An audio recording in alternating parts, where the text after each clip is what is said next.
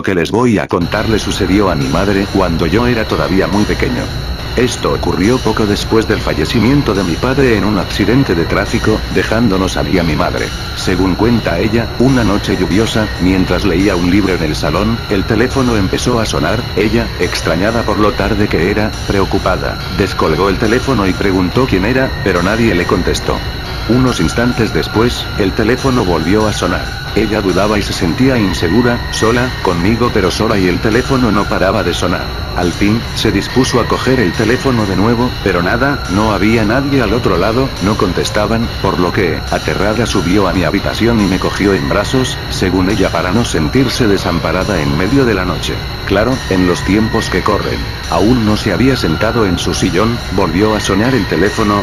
Harta y decidida para batir el miedo que sentía, contestó al teléfono, y de nuevo, nada se oía. Entonces, llamó a la policía y explicó lo sucedido.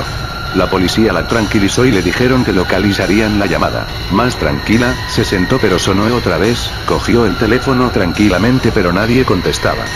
Muerta de miedo, insegura y temblorosa, sonó repetidamente el teléfono y con paso titubeante se acercó, descolgó y una voz dijo: «Señora, hemos localizado su llamada, la llamada proviene de su propia casa». Teníamos dos teléfonos, el del salón desde donde hablaba ella con la policía y el otro, el de la habitación de mis padres.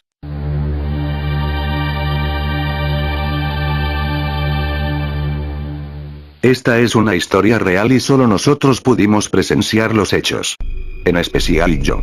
Era una noche en que junto a mis hermanos nos encontrábamos sentados frente al televisor mientras mi hermano mayor jugaba el tan conocido juego Resident Evil. Estábamos tan concentrados en el juego que nos espantamos cuando los brazos de los zombies salían por la ventana. Estaban en la sala de la casa mi abuelo y mi madre. Mi padre había salido hacía rato y creíamos que volvería tarde, ya que cuando se reúnen a jugar cartas demoran horas. De repente escuché que golpeaban la puerta principal. Con el ceño fruncido me levanté para abrir la puerta. Imaginaba que era mi padre y que estaba ebrio.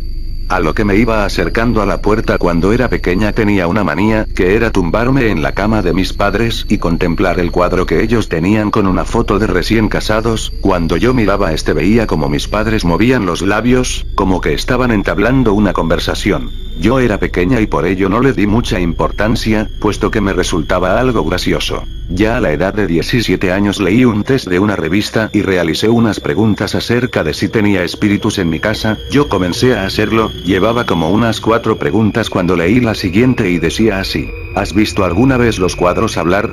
Esta me resultó muy extraña, aún así yo seguía haciendo el test. Al final me dio en las respuestas que tenía espíritus benignos en mi habitación. Yo no lo negué ni me resultó raro, puesto que cuando a veces grabo con el móvil las canciones no se oyen, solo se escucha el principio y el final de esta, y entre medias se oyen como interferencias. Desde entonces yo sé que hay almas en mi habitación que conviven conmigo.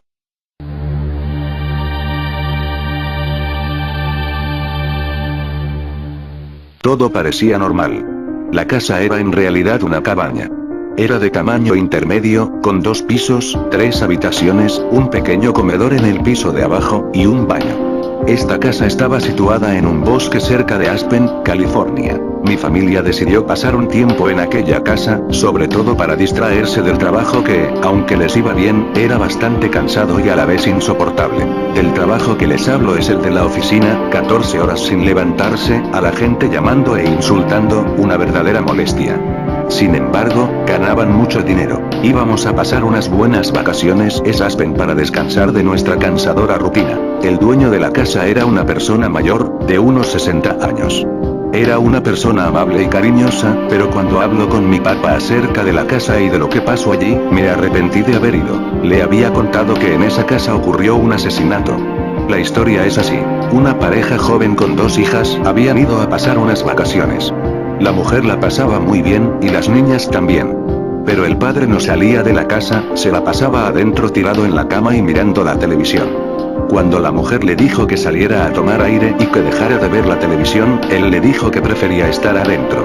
Entonces, la mujer le apagó la televisión, y en un ataque de ira, el hombre ahorcó a su mujer con sus propias manos y las niñas, queriendo escapar, fueron asesinadas también por su padre, que les quebró el cuello.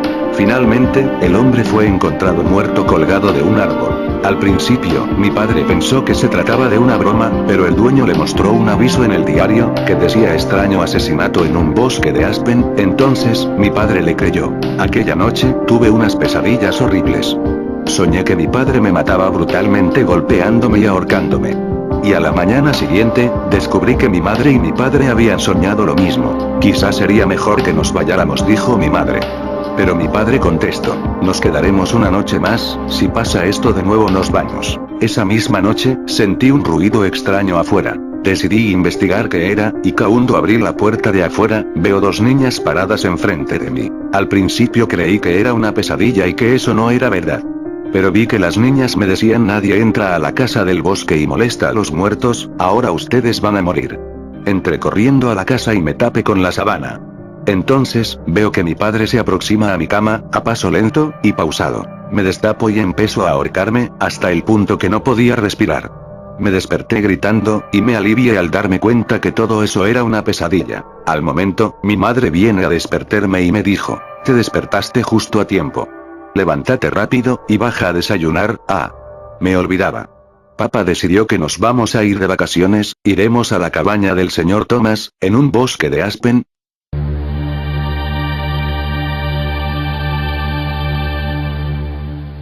Hola, lo que les voy a contar a lo mejor no me lo crean, pero es algo espeluznante. Mi tía una vez me contó algo que le había pasado hace unos años.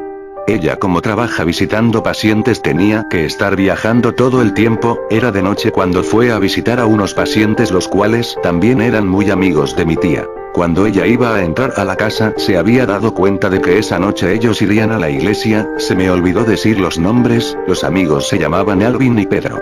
Ellos no permiten que nadie entre a la casa con zapatos. Mi tía se los estaba quitando en la cocina cuando ve algo. Vio unos pies de hombres grandes, grises y muy horribles. Ella pensó que era una broma de su amigo y paciente Alvin, cuando iba hacia él, los pies desaparecieron y ella empezó a gritar el nombre de Pedro, Pedro. Pedro. Ella aterrorizada fue corriendo hacia su cuarto y Pedro sale y le preguntaba qué pasaba. ¿Qué pasa? ¿Por qué estás así? Ella le dice que había visto algo, o sea, los pies. Cuando ellos fueron a averiguar si había alguien, no había nada, absolutamente nada. Unas semanas después una persona llamada José, se encontró con mi tía y le comentó una cosa muy rara. ¿Te acuerdas de lo que pasó los otros días en la casa de Alvin y Pedro? Ella le contesta y le dice que sí se acuerda. Pues él le dijo. Pues eso pasó en verdad. Mi tía estaba convencida de que no había pasado nada, o sea que después de que buscaron por toda la casa y no encontraron nada. Lo que pasó en aquella casa fue verdad. Le dijo que cuando ella fue corriendo al cuarto de su amigo, cuando su amigo abrió la puerta, para que ella no se asustara, no le había dicho que en la sala, cuando tiró su mirada hacia allá, vio la silueta de un hombre súper alto y se quedó horrorizado. También le comentó que esas personas hacían sesiones de espiritismo y se arrepintieron y que todavía se siente presencias en esa casa.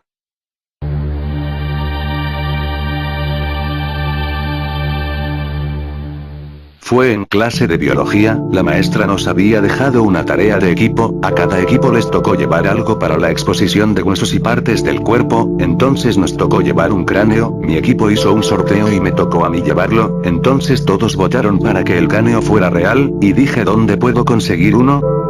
En el cementerio. Al acabar las clases, me dirigí al cementerio, entonces empecé a revisar tumbas que estaban abiertas o restos de cadáveres, todo era muy asqueroso, entonces, bingo, un cráneo estaba en el piso de al lado donde yo escarbaba, lo llevé a mi casa y lo limpié. En la noche, mientras todos descansábamos, empecé a oír ruidos en la planta baja de mi casa, y pregunté si había alguien, nadie respondió, tenía mucho sueño y me dispuse a dormir. Al día siguiente, presenté el cráneo, nos pusieron un 10, por ser real.